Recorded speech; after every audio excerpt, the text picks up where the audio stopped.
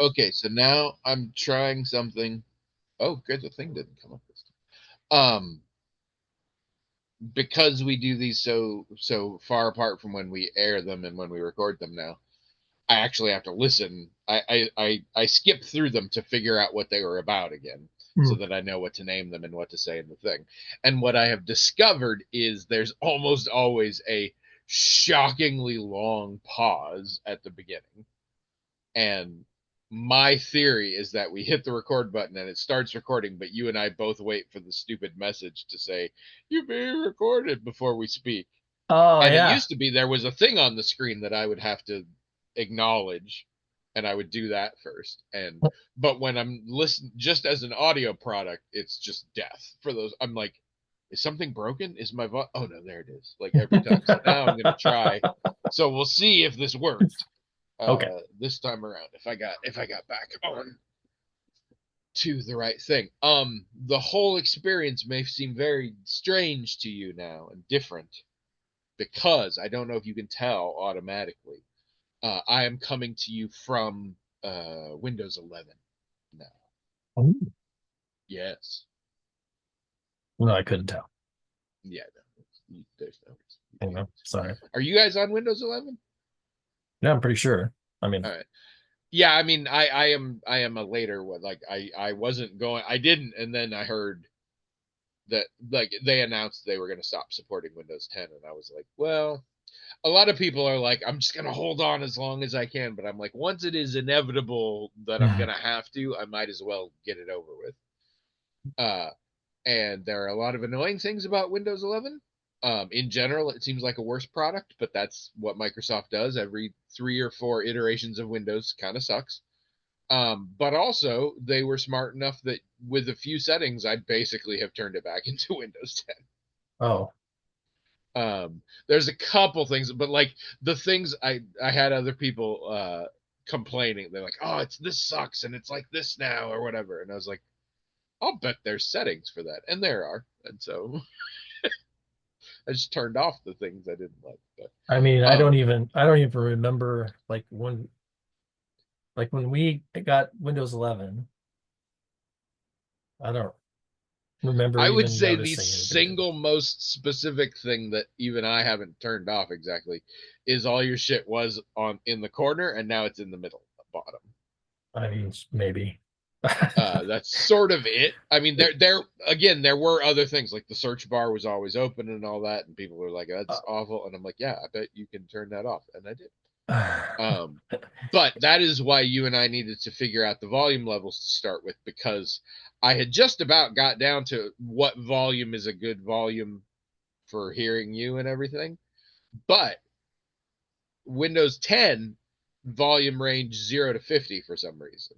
Hmm. Windows 11 volume range for 0 to 100. Oh, So I mean, one could say just double it, but I'm like, I need to gauge. I need to find what the right yeah, who number really is. So knows? yeah. Yeah. Um. I so like sometimes the OS on your phone will change and you're like, wait a minute, this isn't how this used to work. Oh yeah And yeah yeah and yeah that yeah can be yeah. frustrating, but I mean, and also settings on the phone though, right? If you find the right settings, you can put it pretty much back to how it was. But But that's a particular bad thing for me as a Samsung/Android user. There seems to have been a recent push with some of the major updates to just make it more like an iPhone. And I'm like, there are a variety of reasons I don't have an iPhone, but one of them is I'm not interested in that interface. yeah, right, right. Well, I mean, that's it seems like ever since Windows started, and then the competition between Android and iPhone seems to be similar. Apple seems to be ahead, and whatever the other thing is, either Windows or Android, it seems to feel like it's got to keep up or be Yeah. like, Well, yeah, just whatever's popular. yeah, Everybody's got to try and be like that. yeah, yeah. Or whatever's cheaper, because Samsung has also partnered with Google on a lot of shit now. So now my only option is to use Google's version, and I'm like, but I like Samsung's version. Yeah, right. Yeah. We are the robot apocalypse has happened, people. We are slaves to the machines. Speaking of which, hello everyone.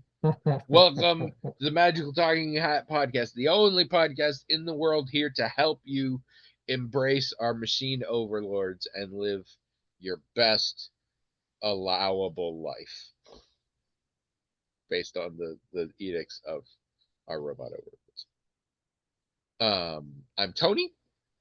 And I'm William, and this is episode 741. You did respond in such a way that made it sound like we had just a hint of like newscaster lag. Yep. Like, thank you, Tony. I'm coming to you from.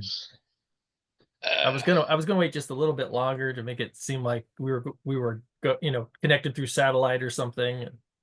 No, the truth is Feels actually weird. that for those of you just listening on audio, we're the same dude. It's a voice acting thing. Tony is the man with 1,000 voices. William doesn't even exist Yeah, anymore. The greatest trick that I ever pulled was Whatever. making you think I made a podcast. For those of you just joining me, us, him, for those of you joining one, for the first time here, we have a hat. It is magical in that it has its own email address, themagicaltalkinghat@gmail.com. And people write into there. Sometimes they tell us who they are, sometimes they don't, but they write in with whatever the crap they want, notes, comments, topics, stuff for us to talk about. And the hat, magically, all on its own, no interference from humans or dogs, forwards us the emails and makes us read them and talk about them until we're bored. And that's the show, except most of it's not that. Also, because I keep forgetting to mention, we are now on Blue Sky at magicaltalkinghat.bsky.social.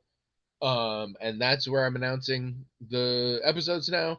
I am real soon to just getting off of Twitter/X completely forever. But also on Blue Sky, we have literally one follower, and it's a business of a friend of mine, and he doesn't listen to the podcast. He just likes being able to follow somebody.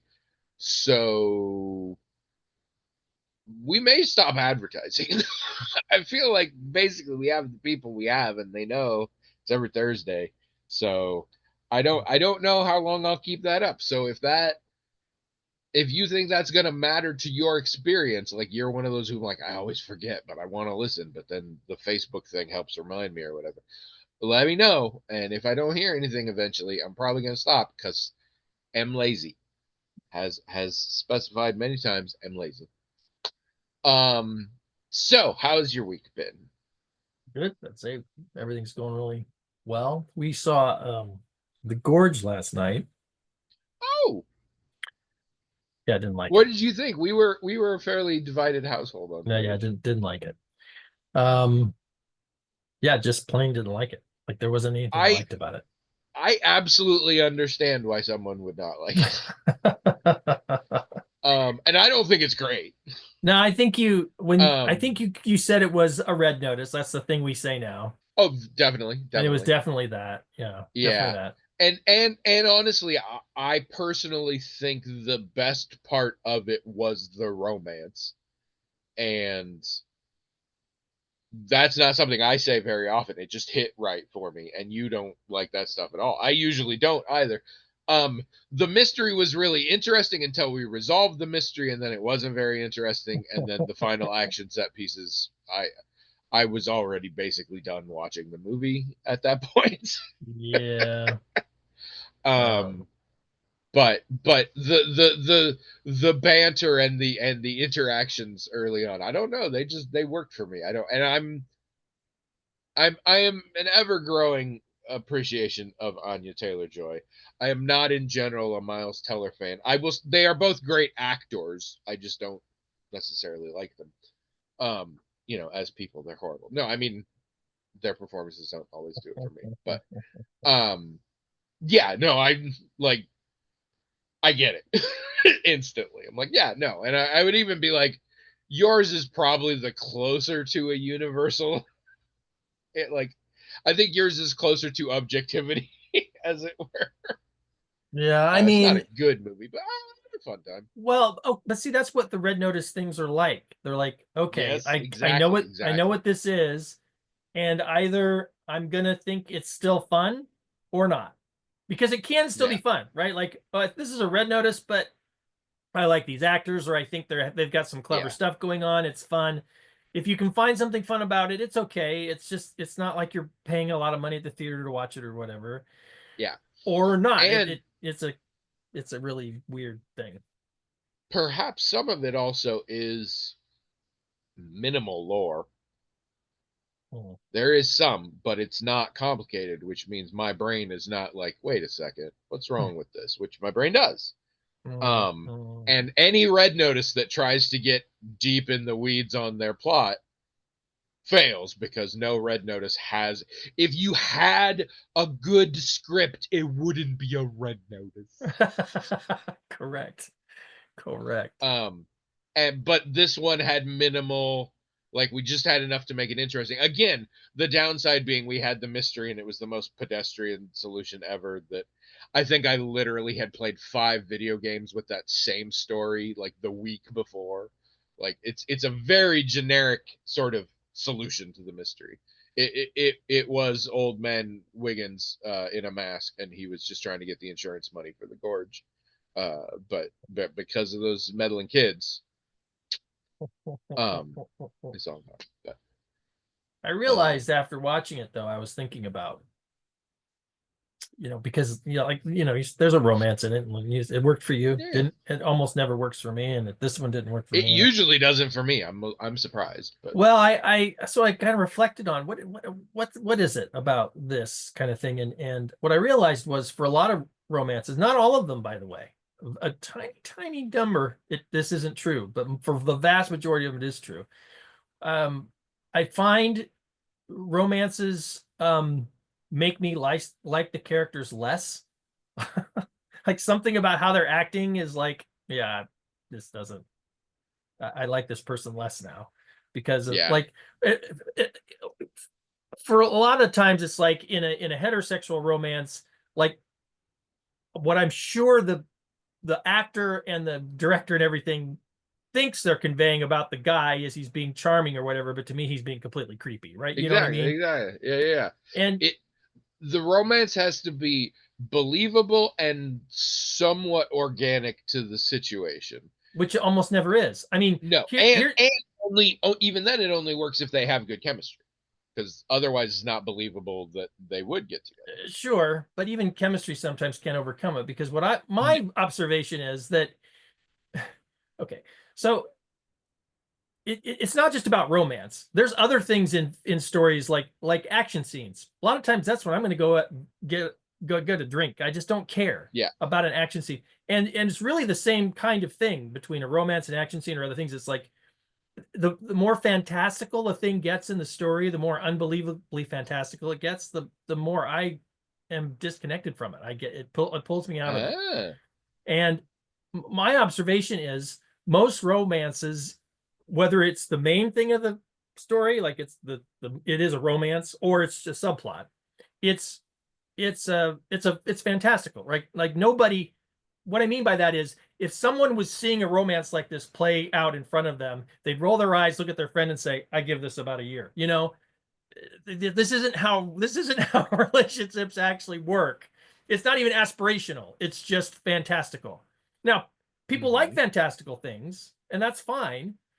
Um, but most people don't confuse, fantasy and reality, right? Like the vast majority of people can enjoy a fantasy and like really get into it, but they know it's not real. And I'm no different. I also know it's not real, but for me, the unreality of it is not entertaining. But It wait, just takes me out of it. but this only applies to romance No, it applies subplot. to nope. That's why I brought up action.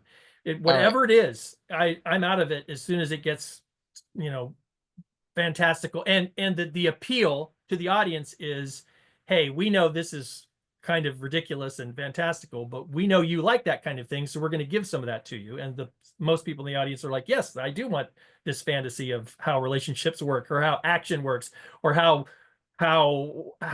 the job of being a doctor works, because that's another thing they typically get wrong. But for me, it's like, nope, nope, nope, nope. I'm not All right. interested in that fantastical thing, and so Well, I get popped out of it. all right. I mean, massive gorge-sized disconnect here that I hope you can see coming. Well, I mean, I don't know. I probably. You watch a lot of superhero movies Yep. that are, by definition,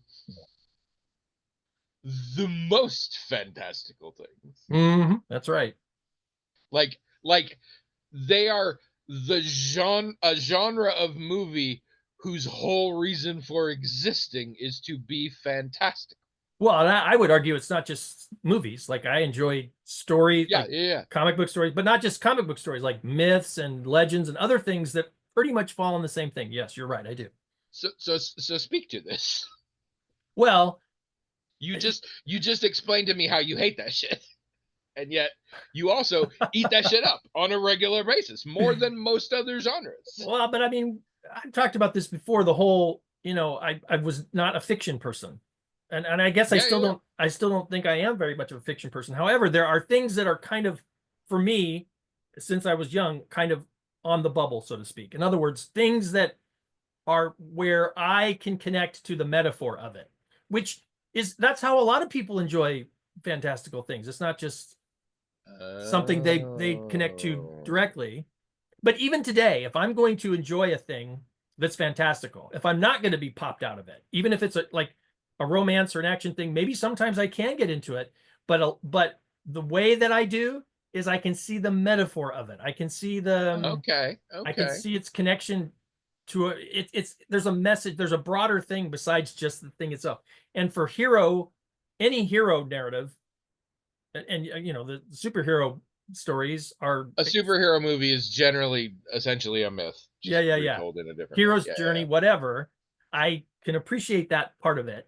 So, and that's always been the way I can plug into any fiction is, well, if I get the metaphor of it, if I can see that it's for me, it has to be a fiction that serves a nonfiction purpose. So it has to have a Oh. meaning, it has to have a point.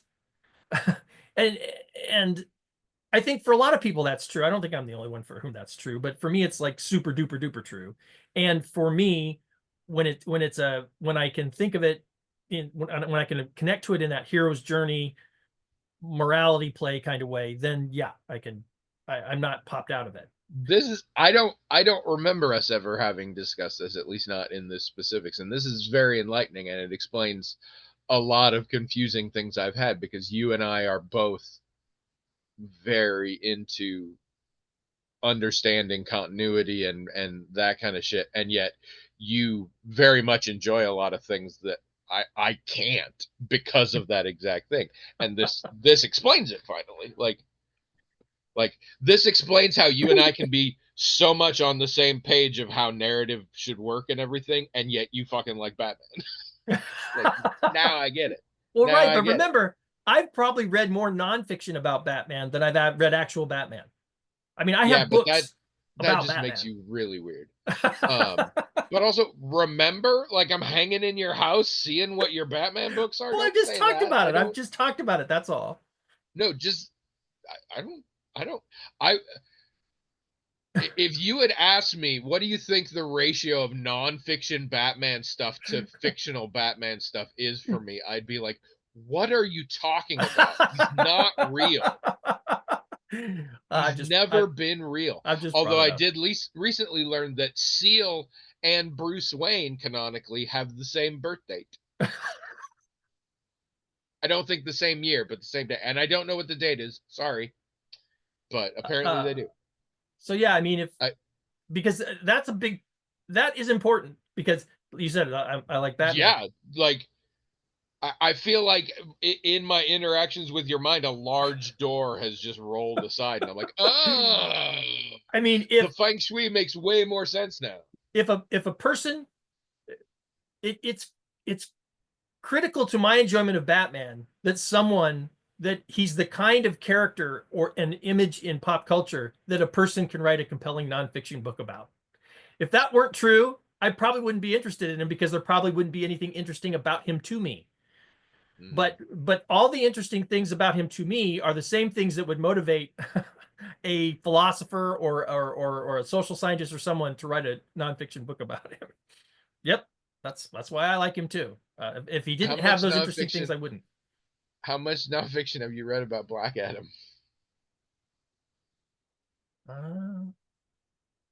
I don't think any.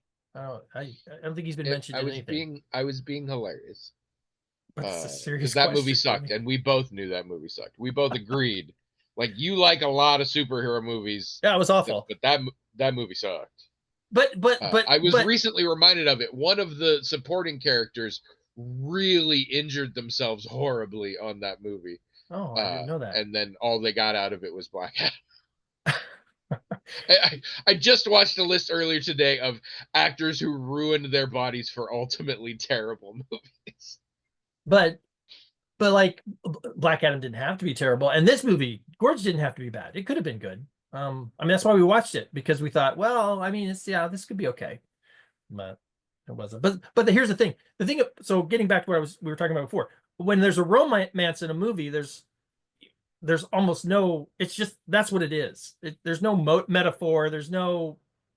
To me, it's never important to the plot. I mean, to other people, it's like, we're getting to know these people character wise, right? And it's making us care about them more. It doesn't make me care about them more. It makes me care about them less.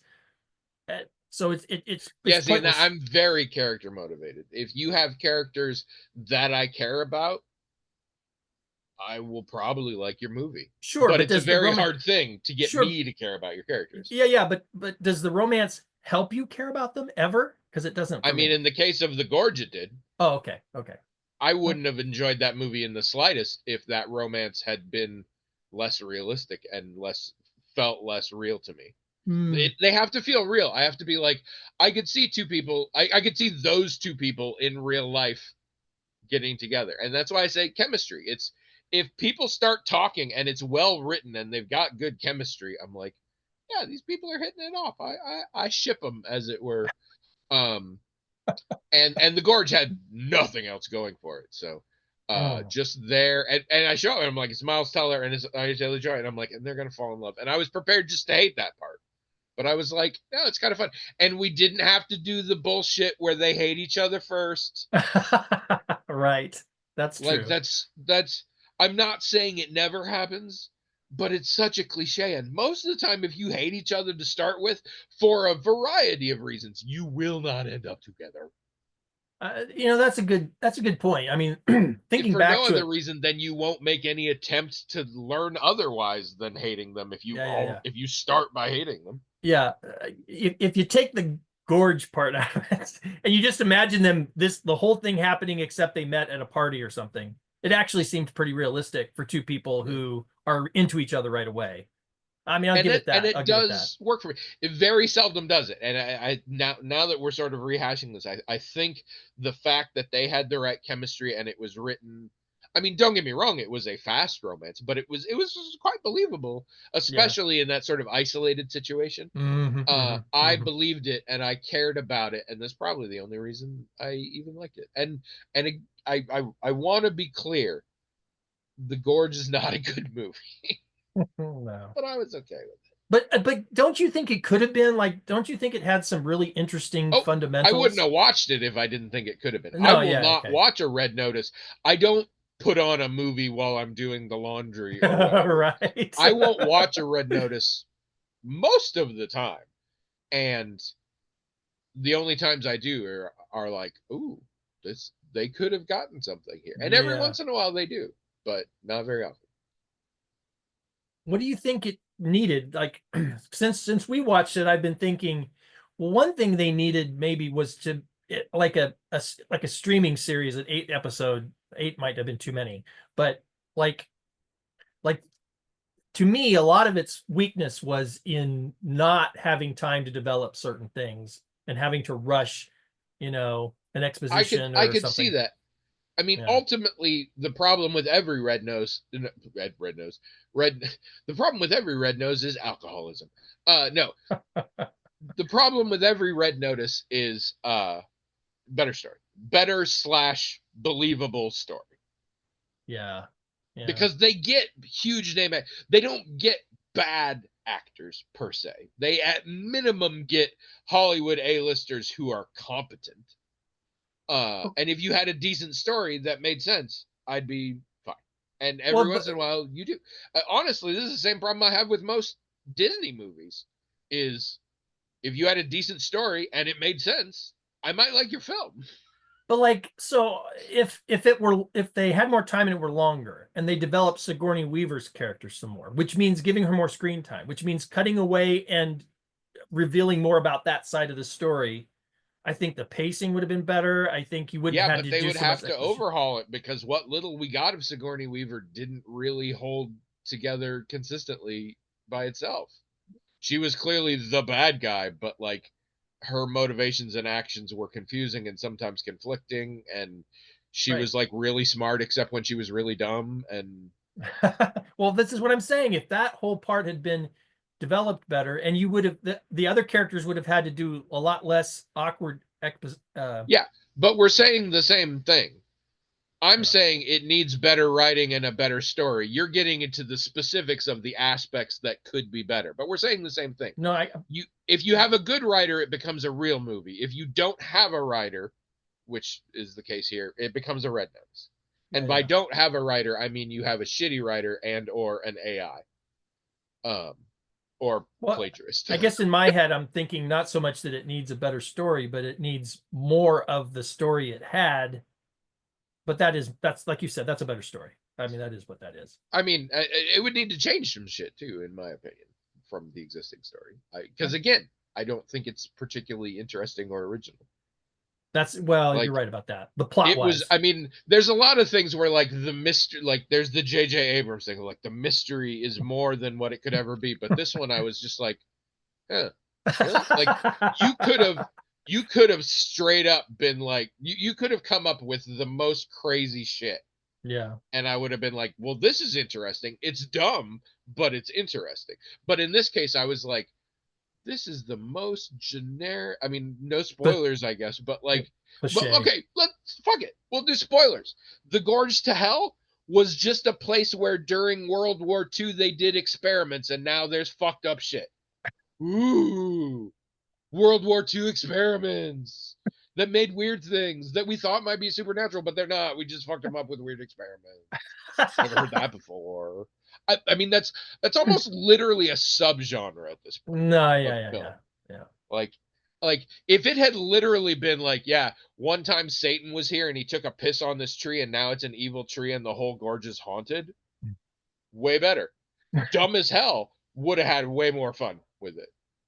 But no, Yeah. they did experiments, and their answer, the whole way the system, and they've spent 60 years with this elaborate secret billions and billions of dollars kind of off the cuff defensive system where the two sides of the gorge do it their own way and don't really communicate with each other, because this was the best answer to get rid of this shit.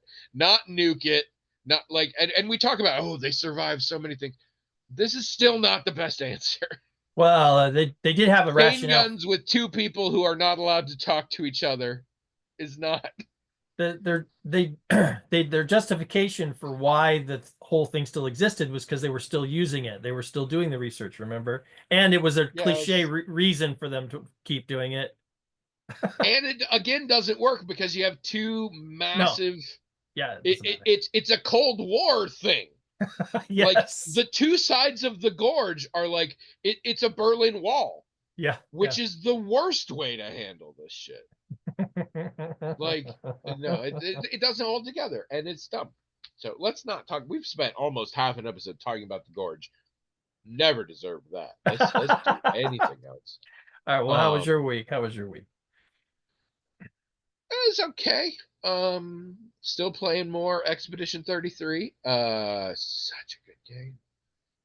It's still very sad and it catches me, and sometimes I have to take breaks because it gets real sad again. But sometimes it's real fun. They've created these little goofy, a species of these sort of goofy characters, and they have like nonsense speak, but they have lots of fun lines that they say, and they crack me up a lot. And sometimes just weird shit. I was going through the village where they all live recently because I was like, oh, I got this, and now I can go buy this, but I couldn't remember. It's not laid out super well. None of the stages have mini maps, and so it can get very confusing. So I'm going around and I see this one guy and he's standing in his house and it's on fire. And I'm like, how did I miss him before? And I go over and he's just standing in the house and his whole thing, he's there, and this caption just say, "This is fine." And I was like, yes, I like that. I like that. Yeah, that's good. This is fine. And they're all obsessed with fighting. That's like their whole deal. But like they're also adorable, and like the little kids ones are obsessed with. So there's like they're like threatening the old ones. And they're like, "I'll break your kneecaps," and the other one's like, "Oh wait, we didn't. I didn't sign up for kneecap breaking." And the other one's like, "Don't worry, I brought spare kneecaps." And like, yay! Brought But spare all knee. this is all the subtitles, and meanwhile it's this vaguely French little goofy going on at the same time. One where they're reading palms to one is like, "Would you like your palm read?" "Yes, please. I see you will have a life of fighting. Hooray!" And every time you go back, they say this. It's just goofy, and there's just fun stuff like that. But then also post-apocalyptic, people die. It's terrible. So, but it's not. It doesn't feel. It's heavy. It doesn't feel forced. It doesn't. It's not a bummer game as I would say it. It's a very sad game, but it's like believable sad and earned, and while still being very fantastical. Like you can be like I'm not going around like this could fucking happen. Because I hate when it's shit that could fucking actually No, yeah, happen. right. But I'm like, this, no, we're fine. But it is still very sad. Oh. Um, so yeah, I've been playing some of that. I think I might do Doom: The Dark Ages because that popped up on Game Pass, and it's people are like, wow, this is way easier than most other Doom games, and I'm like, well, I've never played Doom games specifically because I thought they would be too hard for me. Yeah. So maybe this is good for me. So I mean, I might as well check it out. We are watching a new show. We're finishing the last season of Everywhere, or sorry, Somebody Somewhere. Um, but I picked a new show. We are watching Interior Chinatown, Hmm. which is on Hulu. Hmm. We kind of knew about it and then forgot about it, and then knew about it and forgot about it. It is a the Reservation Dogs format, a minority writer slash filmmaker. Taika Waititi came in and executive produced for him to make a TV show, very much like happened with Reservation Dogs, except this is a obviously Chinese creator. But he's pretty involved. Like the first episode we watched, Taika Waititi actually directed. I don't know how much more he'll direct, but Hmm. it's the main character is played by Jimmy O Yang, who is a Hong Kong born American comedian who we've encountered in a couple places. If you watch Space Force, he was in that, and a couple other things. But we like him. He's also done some stand up, but we like him. Uh, and the basic premise is he is a bit character in basically a Law and Order TV show, but like doesn't know that. Like it's extremely meta. It's a show and things are happening, but every once in a while we pull back and it's like on a TV, or every once in a while there'll be like narration that like advertises a product placement that's in it or whatever. Hmm. Um, and so it's very surreal in that way. But the idea is basically him deciding he's gonna. There's a crime thing happening in Chinatown, and a secret police officer like wants him to help out, and so he's decided he's not gonna. So Interior Chinatown, that's a script direction or Essentially, a yeah. But screenplay it's like thing. it's very a Law and Order. Like I believe their TV show is called Black and White, and there's even like two cops who are like the glamorous ones who show up, and literally when they walk in the room, like all the lights go out and a spot comes in or whatever, and they sound like the cops or whatever, but then they leave not having really done anything, and so then they have to figure it out. And there is it's an action comedy in that there is martial arts stuff going on, and that's a thing. The main character's dad is slash was a kung fu teacher, and although he was never his best student, his missing brother was the really good student, and he's not as good, but he always prepares. And his friend, who's played by Ronnie Chang, which I love Ronnie Chang, is like, why do you keep up with this? He's like, we live in Chinatown, kung fu could break out at any moment. And it sounds silly, but later in the episode, kung fu kind of breaks out, and it's a pretty fun scene.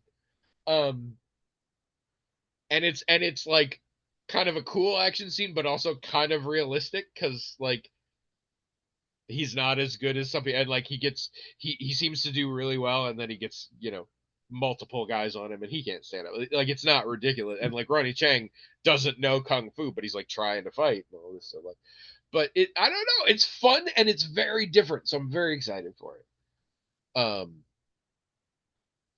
And it's again, it's got that Taika Waititi thing. Like he knows what's funny and entertaining, and the best way to do it was to have him just sprinkle his magic dust over your creation.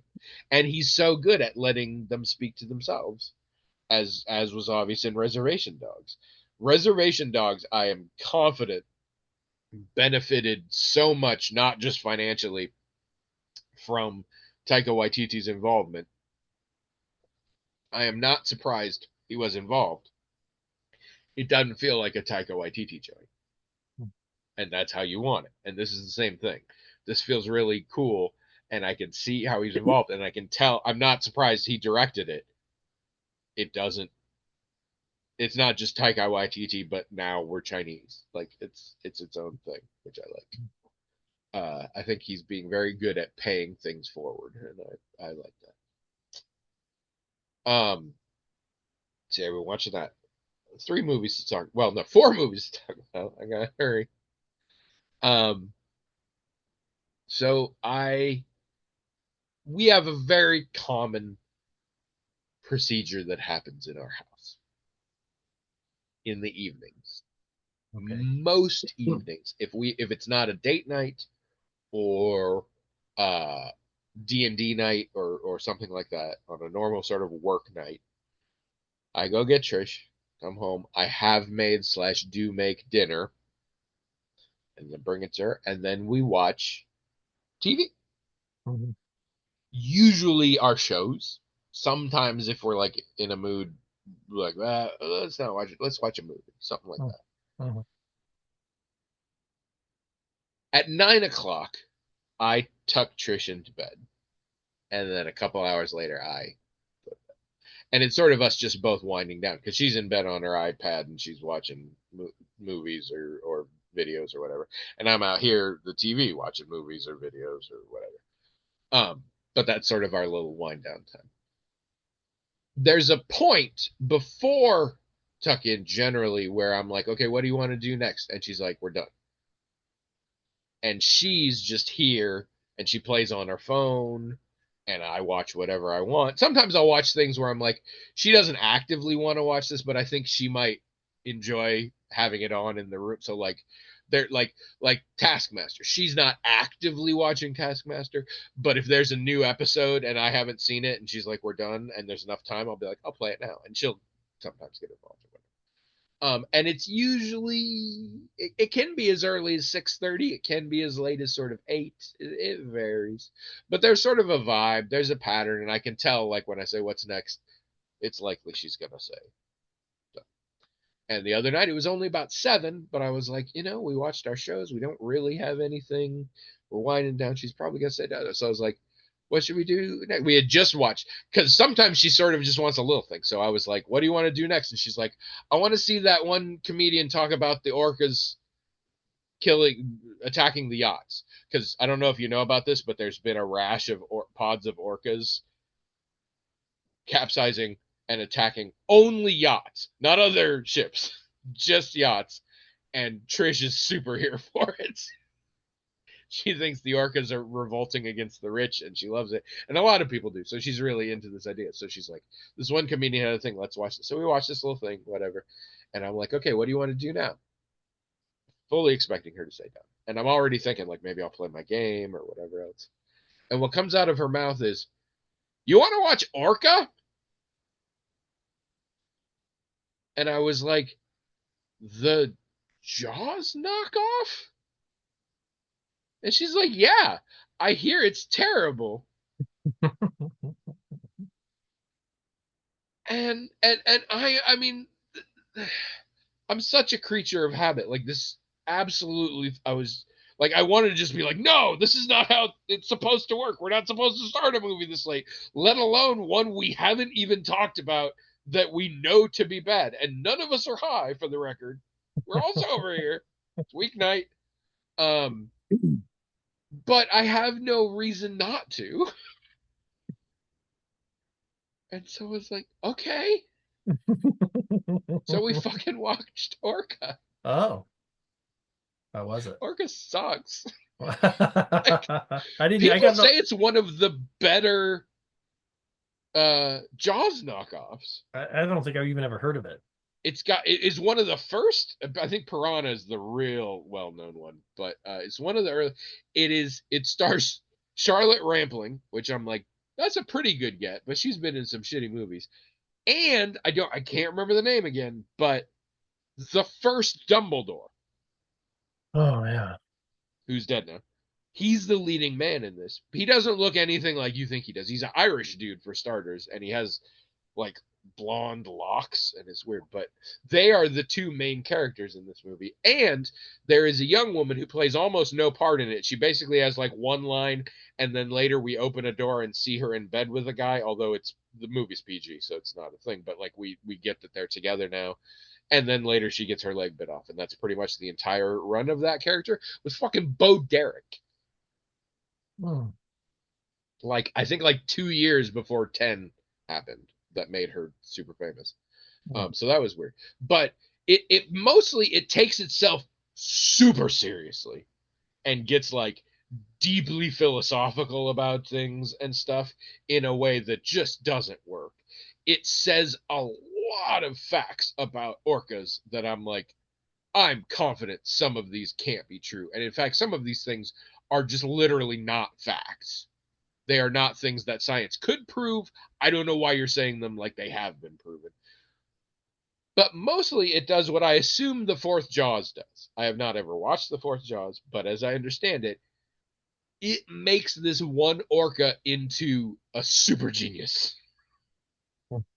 This orca figures out that if it goes to this one spot near this town and flops on some water pipes that then start leaking water, and then goes and bumps a cabin that has a lit lantern in it, the town will explode. Because that's what happens. It literally causes a series of events, and then the fuel depot explodes, and the whole town catches fire. This the level I am. The whole point is like, oh, they're so smart. They're up like this is too much involves like understanding of social customs, and like it's just not. Also, it's one of those where like the orca, nobody looks good from a moral perspective. Really terrible. Why am I worried about orca spoilers? They were trying to capture an orca to sell to aquarium, and in the process, they ended up accidentally really hurting the orca and causing it to miscarry on the boat while it's hanging. We actually earlier got a slideshow where we saw what a little baby orca looks like, just so we would recognize the thing that slipped out of this orca, I think. And then the husband was just hanging out. The husband orca was just hanging out in the water watching, being real pissed off. And so eventually they put the mama back, but the mama died from her injuries, and that's when Dad Orca was like, "Fuck you," but specifically, "Fuck you, Dumbledore." Like, I know it was you because you were the captain of that boat. There Richard were like Harris.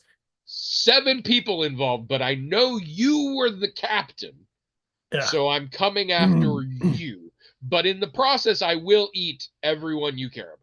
Yeah, Richard Harris is who you're talking about. But There we go. he was a big star back then. Oh So yeah, no, he was huge. He was huge. yeah. But yeah, it's terrible because it digs itself. I think if you got drunk or high with some friends and watched it, it might be fun. But it's shockingly bad just because it takes itself super serious. No, now I recall back then there being a lot of there that was a period of a lot where there was a lot of speculation about how intelligent whales and dolphins might actually be. Yeah, yeah, yeah. And I think there were a lot of stories that did what you're talking about, where they said, well, what if they have like a human level intelligence that they can figure stuff out? Wouldn't that be amazing? And See, a lot of but stories like that. the way I want that to be is Deep Blue Sea, which I also haven't seen, but I intend to, because it is a movie about where scientists were like, what if we made sharks smarter and more aggressive? Oh no, look what's happened. They're smarter and more aggressive now. And that's a much worse story, but way more of an Yeah. entertaining movie in my book. Gain of function research on sharks. Well, and Gain of what I function. love is the lady who did this in the movie is one of the main characters, and in the original cut, she's the survivor. Mm. And audiences were like, "No, fuck that lady," and so they changed the ending to kill her off because audiences were like, "This is all her goddamn fault. She does not get to be the one who survives." So they literally shot it to kill her because all the audience was so mad. And I'm like, yes, power to the people. All right, so yeah, Orca's terrible, and I don't know why we watched it, but it was there. Um, Resball. We need to talk about Resball. We don't have to talk for very long though. Resball is on Netflix. REZ Ball. 2 words. It is partially the work of the main person in Reservation Dogs, who's not Taika Waititi. I'm very embarrassed to have not learned their name, but the person who essentially is the creator of Reservation Dogs also created this movie, and a couple of actors from it show up. Not big names, but a couple show up in here. It's a good movie. Here's what it is. It's a sports movie, and this particular version is reservation and native based. So it's what if a tribal school did a Hoosiers? What if a tribal school did a Remember the Titans or a Drumline or a Bring It, or like it's, you know, there's a team and we're not necessarily working good, and we want to make the playoffs, and then things happen, and then and in the process we learn about some people have family troubles and da, da, da, da. And we do spend a lot of time with the realities of living on the reservation and what that means, and some serious shit about, rates, the increase rates, the suicide and like drug abuse rates on reservations are insane. And we deal with that stuff and what it'd be like to grow up in that. But it is it's a Hoosiers. It's a sports movie. And it's everybody should get theirs, and it's great. This is wonderful that it exists, and they did it really well. And everybody should have that representationally. And I understand that these are popular and pretty good kind of genre. Super not my thing. I've seen some. I haven't even seen Hoosiers, but I mean, I've seen Remember the Titans. It's like I get it. I don't. It's sports. I don't care. It's fine. There's nothing wrong. I don't care. So it's no Reservation Dog. It was fun. I mean, I liked it. I laughed sometimes. It's not a comedy particularly, but it's, the characters were believable. I had a good time with it, and it's good to see that representation. But it's a Remember the Titans. So um, just keep that in mind. So it's not just one of those where like if you liked Reservation Dogs, you'll like this. It's a different thing, but it's in that vein. Um, the other night I've been meaning to watch this for a while and I never watched it. You ever watch The Frighteners? I think I did. Yeah, it's a long time ago. Um, I was gonna say Alex P. Keaton, Michael J. Fox, Yeah. um, and uh, co-written and directed by Peter Jackson. Mm-hmm. Peter Jackson. At Yep. this time, Peter Jackson was a New Zealand filmmaker who mostly had made really gross out, edgy, gory, fucked up horror comedies that are like Bad Taste, and there was another one, Dead Alive, maybe, I don't know, that are cult films that people like. Yeah. I don't, in general, Oceania, like New Zealand and Australian based horror, is a style that doesn't do it for me. In the same way that J horror kind of doesn't work for me either. It can be done, and I have seen some great films, horror films done from Australia, New Zealand stuff. But in general, that's their style of horror doesn't do it for me, and I don't like the earlier Peter Jackson. And then he did the movie Heavenly Creatures, Mm-hmm. which is an amazing movie that I'm not sure I recommend because it is rough, because it is based on the true story of two teenage New Zealand girls who were sort of, it was them against the world thing, and in their friendship and in their worry that the world was going to mess them up, they together conspired to murder one of their moms who they felt was standing in their way. And it's an insane story, and it's so tragic, but the film is the story that the murders at the end, and we lead up to their relationship and what it means to them and their life, and it is an amazing film, and it is also Kate. Oh, it's one of the Kates. It's not Beckinsale, is it? Winslet, I want to say. Winslet, Kate Winslet, Yeah. in at least her first role that internationally anybody knew her in. And she's phenomenal. And the other actor who has been in less since then, but some, also phenomenal. It's a brilliant movie. And I watched it in a time of my life where I could watch that kind of thing. I could not watch that thing. It is one of the more horrific killing scenes I've ever seen, because it involves it is a poorly done, a poorly executed murder, because it's teenage girls who don't know what they're doing, and it's done realistically in a way that just made me shockingly uncomfortable, even when I first saw it. I mean, And I'd say that's nowadays, the I don't film that put Peter Jackson on the map for anyone exactly other than a horror person. and outside of New Zealand, really. Yeah, yeah, yeah. And so everybody's like, "Oh, here's an up and coming guy. All right, you want to make a Hollywood movie?" And he's like, "Yeah, I want to make a horror comedy." And I have this special effects workshop. We're kind of Weta. new, but we're pretty good. Yeah, Weta. I think it was So Weta. can I use them? And they were like, sure. And so he made The Frighteners. Mm-hmm. And I don't think it did well. I don't recall it doing well, no. It's This was one of also those that Michael J. I don't Fox think it was. hadn't really done a lot of film. I don't Yeah, yeah, think. yeah, yeah. This was post Back to the Future. This is Okay. 96. I mean, he's out there. But I'm guessing if he hadn't been there, it wouldn't have been made.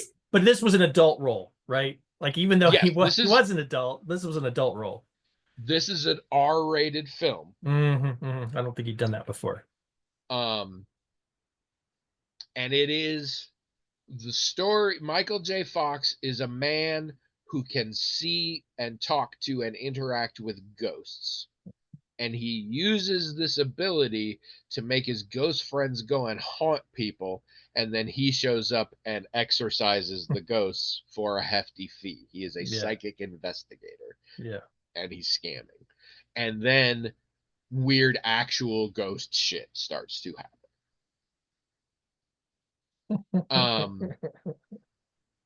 Trish enjoyed it. I think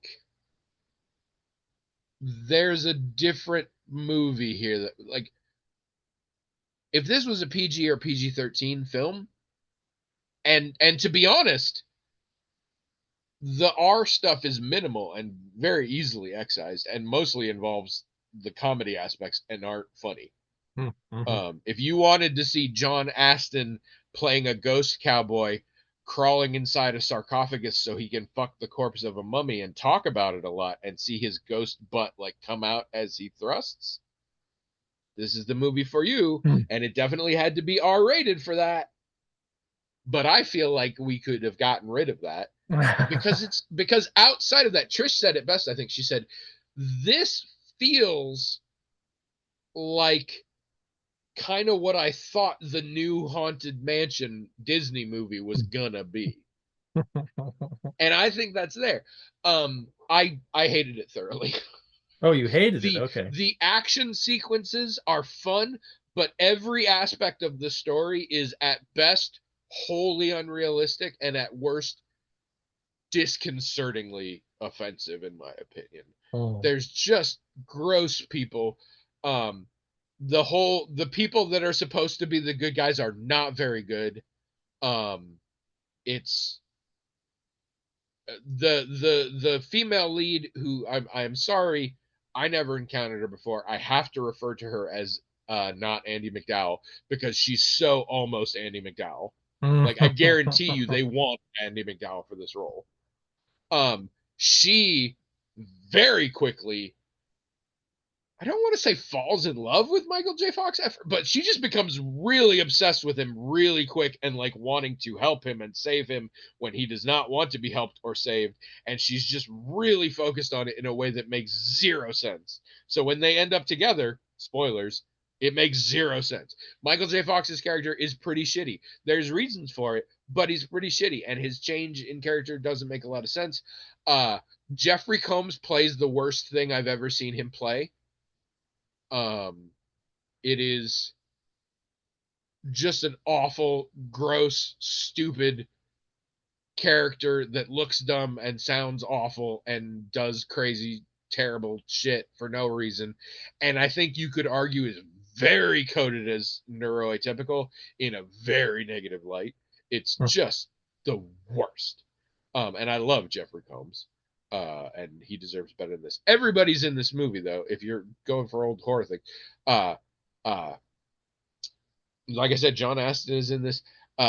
Jake Busey is in this.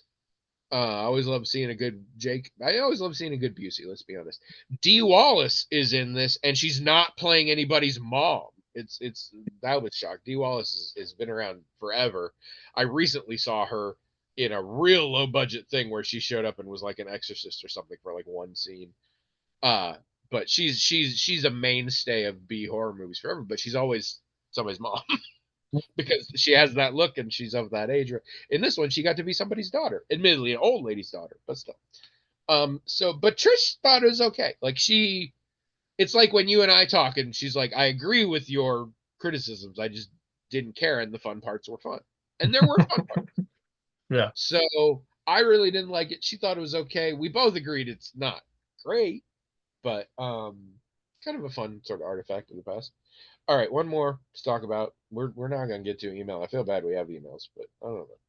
We don't manage our time well here at the Magic Talking Hat podcast. We finally spent $10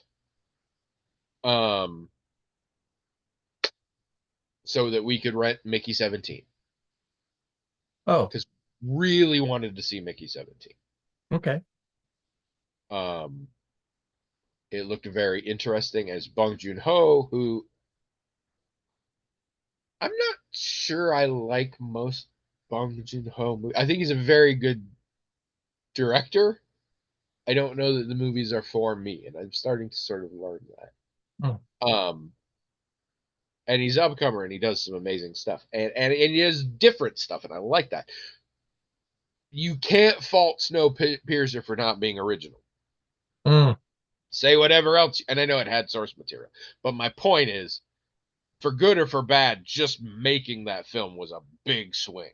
And I appreciate that, even if it super did not work for me. Yeah. I can appreciate that too. And this is a similar thing, like the premise. Well, for Robert Pattinson, I'm really starting to become a fan of his, both because I think he's quite a good and diverse. He's a good character actor, and he really seems very deliberate in what he chooses to be in at post Twilight, you know. And Mm. I want to see more of him. I like him, and so him being in something nowadays, I'm like, him being in something, and it's clearly not he's the romantic lead or whatever. Like I didn't see Water for Elephants or whatever that bullshit was, or you know. But in general, if he's doing a real acting thing, and in this one, it's a sci-fi thing in which he is helping colonize a new planet, and he is the one expendable. Basically, in the future, they invented technology where they could just make a new body and download all your memories into it, and everybody freaked out ethically. They're like, what does this mean? We can't do this. This is awful. And the weird compromise they came up with is they're like, we'll have one dude and he does all the shit and dangerous jobs. And whenever he dies, we reprint him. But he is the only one. Nobody else gets to use this technology, but we have one, you know, sort of sacrificial expendable. And he, desperate to get off planet for reasons, signs up for this experiment. And when we start the film, this is the 17th clone. And we learn that his life is really bad because mostly they use him for things that they're like, well, that would kill somebody to do, but we need it done. Or a lot of experiments and things. Like they get to the new planet and there's a virus. And so he gets to be the guinea pig for literally every treatment. And so he dies horribly over and over again as they're like, well, that antivirus didn't work. Let's try it. Like, he's because he can just come back and everybody starts to see it like everybody else is like, what's the big deal? He'll just come back and but they're also all like, what's the recurring thing that I found a little annoying? Everybody's this happens in other versions of this. Everybody wants to know what it's like to die, and he hates being asked that question. But everybody asks it all the time, and I'm like, on the surface, thought that makes sense. I don't think that would be my big thing if somebody was like that. I don't think like I imagine I like I don't know. He's not going into the great beyond or anything. So it's probably just it hurts and then you don't know what's going on and you wake up again, right? Like I and for the record, this movie doesn't have some sort of liminal space in between incarnations or whatever. oh So I'm just well like death doesn't sound that interesting in this kind of context. Like I wouldn't ask Deadpool either. Like I it probably hurts and then eventually he rests and gets better. Like it's I'm not a little confused as to, so you're saying they take his memories and they download it into the yes. okay, but when's the last moment they capture the memories? Like, right, when does that happen? This is an extremely important question in this kind of sci-fi context that is not new. This movie did not invent this kind Right. of Like, cloning thing or whatever, what if and he it's didn't an remember? extremely important question that has huge impacts on whatever story you are kind of trying to tell, and in some cases literally that gap is the entire point of the story. Many times, yeah. Yes, they don't really deal with it here. Like it at its heart it appears that it's like somehow they can do it up to the second, even though the way the technology works, I wouldn't think they'd be able to do that. But we kind of hand wave that. But then there are times where it seems like there are gaps, or they talk about how occasionally there are, but it never comes up to anything. Which this is starting to be my issues with the movie. The crux of the plot line is Mickey 17 is left to what they assume is his absolute death. Um, and instead he doesn't die and makes his way back, but by then they've already made a new one. And that's against the rules. Hardcore. In the event of multiples, all of them have to be completely killed forever. Because that's I don't know, defying God's plan. Part of the thing is this colony is at least partially funded slash led by the church because they want to go off and make a perfect world thing. But the actual main guy running it is a failed congressman who is fleeing the planet basically so he can be top dog again somewhere else, played by Mark Ruffalo in just a Trump impression. It took me a while to put it together, but it is 100%, and they never say it, but they have made him look like Trump, and he talks like Trump, and he acts like Trump. It is very clearly a very intentional thing. The special effects are amazing. There's the alien creatures, and they're super cool, and I love that. The acting's great. I just this is a hard one to specifically criticize, other than to say it just didn't hit.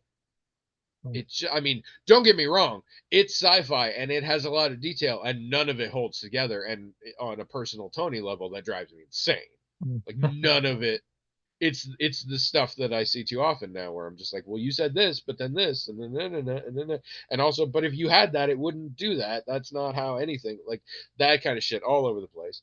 Um, it I really hate, with the exception of perhaps the substance, this idea where you have another you with the exact same memories and everything, and you feel no kinship to them whatsoever. You're like, fuck that guy. He's bad. I need to get him. Like, that's the only response anyone ever has in a movie. And not only do I not think that would be all the time, I don't think that would be the most common thing to happen. Probably I not. think you would probably relate to each other extremely well on the fact of being identical. I do agree, if you're in a situation where like only one of us can live, or only one of us can get the wife or whatever, that would be contentious. But the movies are always immediately like, I don't trust that guy. And just assuming all like he's a jerk. He's probably the kind of guy who does no, he's the kind of guy who does exactly what you do because he's you. Yeah, And that's the thing in the movie. The clones um, all have different personalities, and that's a plot point, but I'm like, that's also not how anything works. yeah. The conceit that they're usually using is, well, I'm the real one and you're an imposter. So Yes. the source of their hate is there's only one real me, Yeah. and And you're I not also it, I and therefore also I can hate hate you. that, but I understand where that mindset comes Yeah, I mean, I agree but in that's a this little one, it's ridiculous, number but 17 and number 18. um, but so yeah, I mean, I don't. But this is the thing. I like. This is essentially how I felt about Snowpiercer. Like such an original idea, and it was absolutely executed flawlessly. The problem is I didn't like it. yeah. The people, the story, the things that happened, and the stuff that was said, I did not enjoy or find enriching. And other people do, and that's great, and I understand why, because again, well-made films, and this is a well-made film. I don't like it. So I don't, so your mileage could 100% vary on this. Um that's a bummer. We talked too long about the gorge. I think I was hoping to get to email today, but we had a lot of shit to unpack in the gorge. Gorge is a weird movie. A lot happening there. Yeah, All right, did you do our side quest? sure.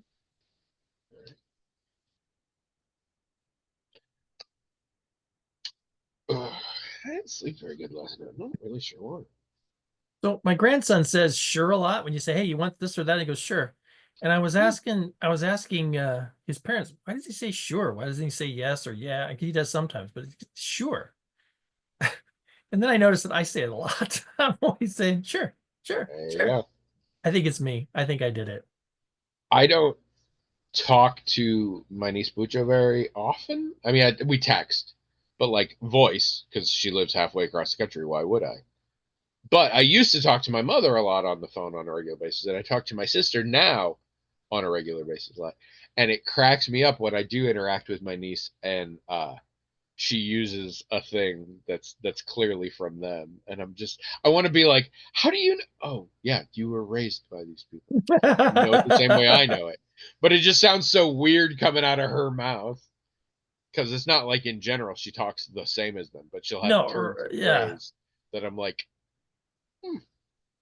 And I mean, I get it. My favorite is been married, 21 years now, or yeah, 21 years. Um, the mannerisms and the turns of phrase and things that I say that now Trish also does, and vice versa. Things that we came into the relationship with that now we have taken from each other. Hmm. And in some cases use even more than the other one did.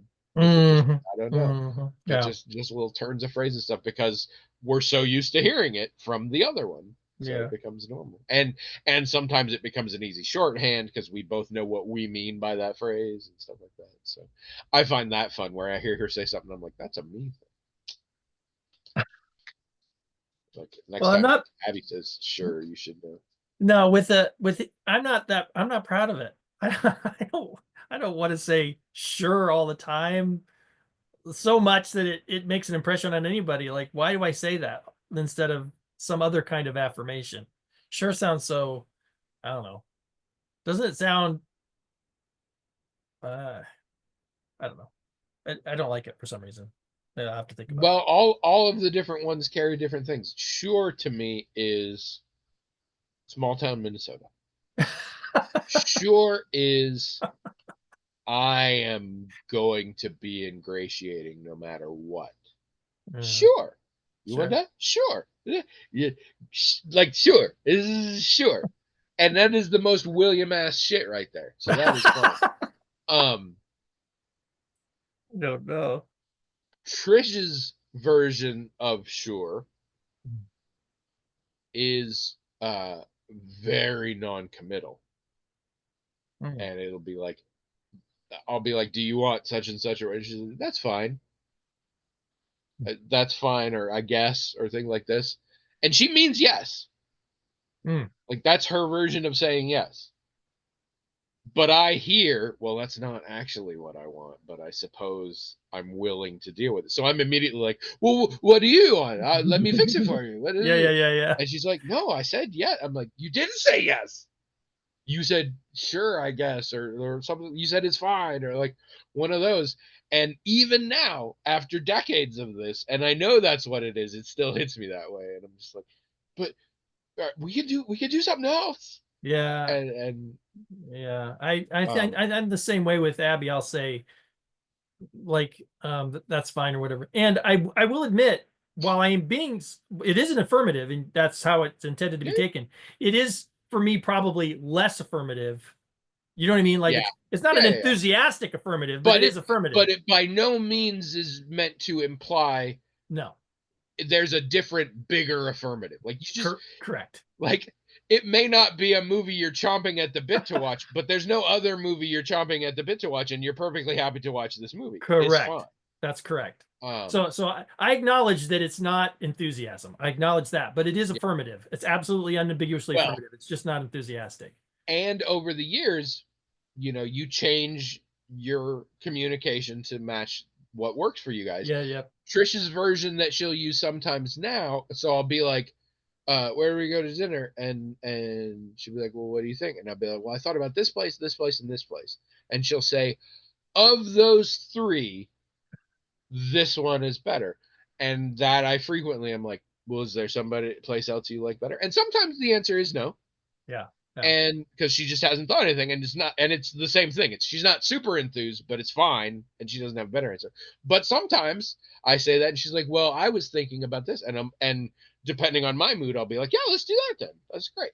But Yep. but that's different, and so Yeah. she knows now to say it different to mean that kind of thing. And Yeah. Yep. Abby and I figured some things out like that too. we came into our relationship with such drastically different communication styles. It Mm. is one of the many reasons I sometimes am shocked we managed to stay together. But we have really managed to synthesize a new communication style that doesn't match either of our old ones because Mm. we had to sort of meet in the middle, and we Right. both had to learn new things.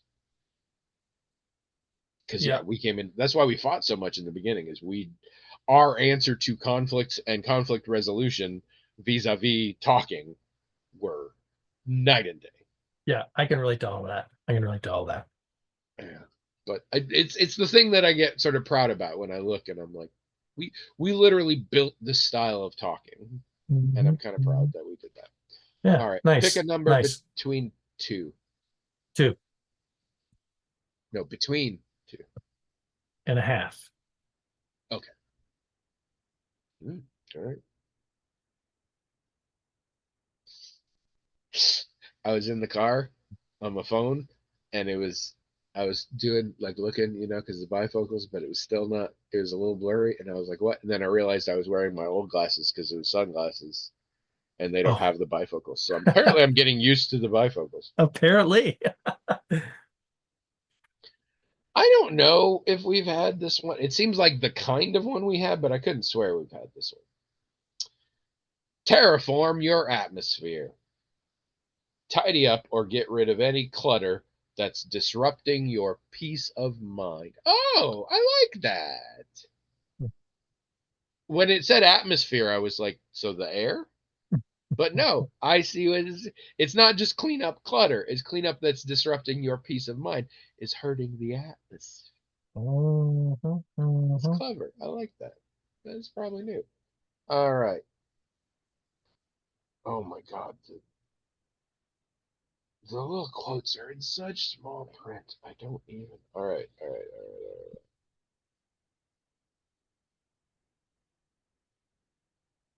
right. I need it. Nope. Oh, holy crap. All right. You read it. Me read it. I'm not going to be Oh, able to sorry. You read got it. to read the tiny part at the bottom. It's too small and it's really blurry. Come on, autofocus. Come on. it's not focusing. Oh, God. We're old as shit here. Okay. Okay. Okay. Hold on. Hold on. This is the worst thing to ever happen to me. Here's here here's what we're gonna fucking do. What? We're going to use our phone's flashlight so that it's lit enough so that we have to put it right up to our fucking face with a flashlight, which I keep shining at the camera. I This apologize. is why I have magnifying glasses all over the house. I can always grab a Oh boy. magnifying glass. I need them All right. often. This is a quote from Mandy Ingber. I don't know who Don't that know who is. that is. No. Don't know if that's a real person or a fictional person. Right. Who knows? I will do my best to inhabit the character as I feel Mandy Ingber. We're always in the middle of two energies. That's the voice I That, feel she oh, would have. oh, sure.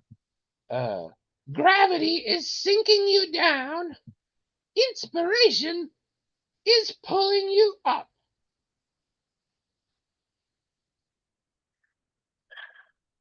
I mean, I feel like I was very insulting to what might be a real person. Um, so in the attempt to claw some of that back, um, I'm just gonna say I have no comment on that quote. Okay. Little. Yeah. I liked the quest though, and Yeah, I that's a good one. encourage you all to do it. I think that is a good one. At first, I was like, "Oh, clean up, yeah, what a brilliant original idea to make my life better." You think? But I like that, and I like the wordplay, so it's a good time. Um, please write in. I promise we will actually get your emails again. I The gorge needs must. Oh no, is that the title of the episode now? I don't know. We already had a gorge themed title before. I don't know if I can. Also, I'm not entirely sure what that means. The gorge needs must. I think I really hacked up a turn of phrase I there think you in a did too, but bad it was way. pretty funny. I liked it a lot. The the greatest trick the devil ever pulled was making a gorge. Also, as the pitch meeting pointed out, gorge is the French word for throat. uh, which takes the whole thing in a new direction. The pitch meeting for The Gorge is quite good. I would recommend you check Oh, it out. so yeah, we usually watch that kind of thing, but I guess we didn't even look for it. Yeah, yeah. I don't remember if there's an honest trailer. I think there might be, but there is definitely a pitch meeting, and it is. I like it. Okay, good. Um, but the opening bit is the producer being confused by the movie being called The Throat. Uh, anyway, I'm sorry for that, but do please email themagicaltalkinghat@gmail.com. Also go to the blog, themagicaltalkinghat.com, and give us comments on stuff here. I at least will reply. Um, or sorry, the hat will reply. A little behind the curtain there. Or you can comment on YouTube. I'll also find out about that. I get notifications there, and usually the hat will say something back. Um, Also follow us on Blue Sky uh, at Magical Talking Hat, not the Magical Talking Hat.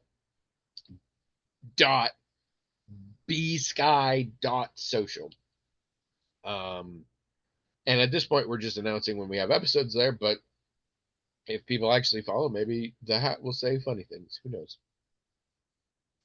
And in the meantime, uh, better the gorge you know than two in the bush.